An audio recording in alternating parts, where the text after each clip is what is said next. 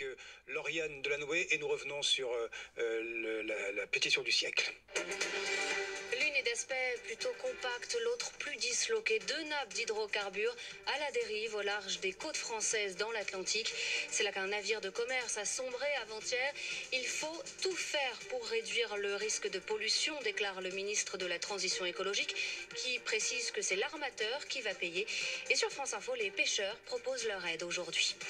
Un peu d'air pour Theresa May. Les députés britanniques votent pour un report du Brexit et pour un nouveau vote sur le traité de sortie de l'Union européenne.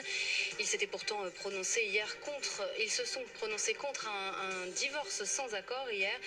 En revanche, le Parlement de Londres refuse ce soir un nouveau référendum sur cette question. Le cardinal Barbarin reçu par le pape François lundi prochain à Rome.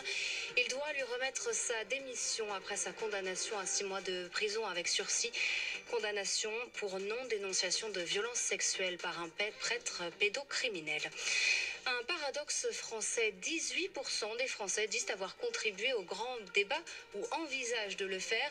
Mais dans le même sondage, Odoxa Denso Consulting pour France Info et Le Figaro, 8 sondés sur 10 souhaitent que cette démarche de grand débat se poursuive à l'avenir. Plus que quelques minutes avant le coup d'envoi, le Stade Rennais joue ce soir à Londres contre Arsenal. 8e de finale retour de Ligue Europa. Les footballeurs bretons l'ont emporté 3-1 à l'aller. France Info. 20h, 21h, les informés.